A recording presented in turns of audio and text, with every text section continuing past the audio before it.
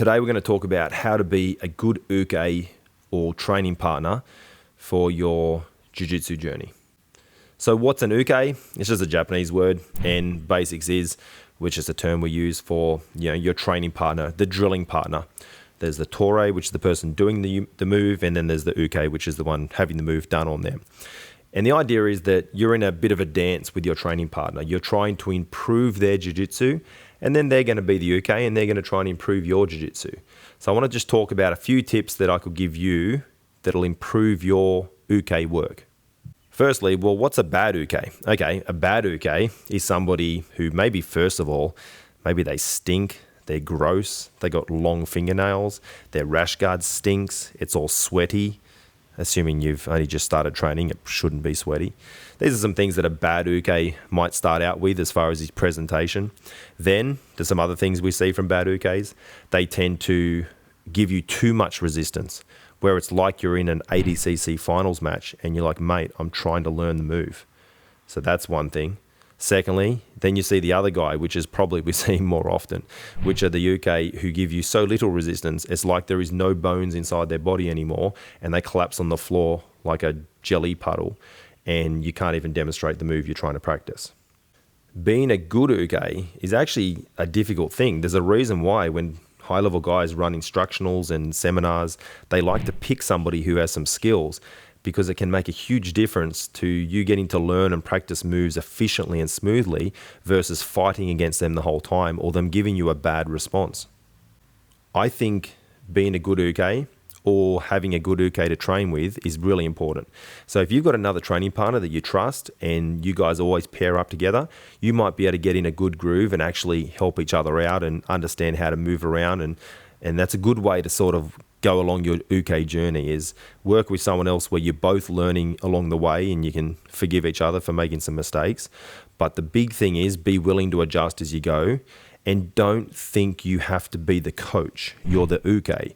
So when your partner is practicing on you, yeah, by all means, if you recognize they're making a large mistake, you're practicing side control escapes, but your partner hops onto mount, you might say, look, I think we're in side control, but don't be the guy who is trying to puppet what the coach just said and basically reteach the lesson. That can also be infuriating. So try to get a nice balance between working with each other, but not becoming a bit of a know-it-all.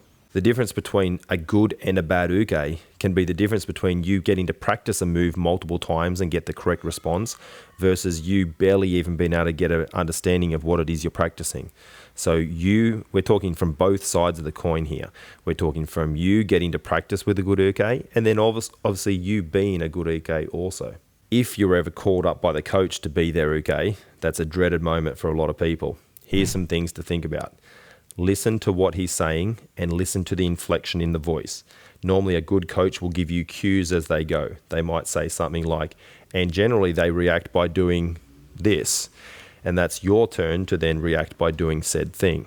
If he says they react by doing this, and then you're laying there looking at the ceiling, you're not being a good uke. So obviously, we're now extrapolating. We're going from just being a uke for another training partner to now being the uke for the coach. And your coach will generally use more experienced people anyway. But if you're ever called up to the big leagues and you get pulled up in front of the class, don't freak out. Just listen to what they're saying and try to give them the right responses. Now, if you're just starting out, you've never done jiu-jitsu before, you rock up to your first class, don't freak out. Nobody expects you to be a good uke at that stage. But if you've been training for 6 months, 12 months, you're a blue belt, at this stage you should be pretty good. So if you're not, start to think about a few of these things. Am I paying attention to when the coach is teaching so I actually can give the response that he's asking for? Because your training partner might be waiting for you to turn away because that was part of the move, and you're just laying there and now you're just being a body. And yeah, a body can be practiced upon, but if you give them the right responses, you're both going to get so much more out of it. Now, for more advanced people, what can ukes do? Well, more advanced ukes will give extra responses. So as a coach, I'm not going to give every single possible thing that could happen, but a more advanced group will be down working, and the UK might give them a turn a different way, or grab at the hand, or grab the leg in a different way, and then you've got to react to that. That is more advanced work, and that is a good thing, and that's something that will come with time and experience, and that's further down the track. But if you are a more advanced grappler, think about giving your partner some good reads, and it might draw some question and answer out of the both of you, where you go, well, what would we do if they reacted like this? And then you might even just quiz the coach and say, hey, if they do this, what should we do now? And it's a good way to extrapolate the learning. So in conclusion, without an uke, jiu-jitsu is pretty hard to do.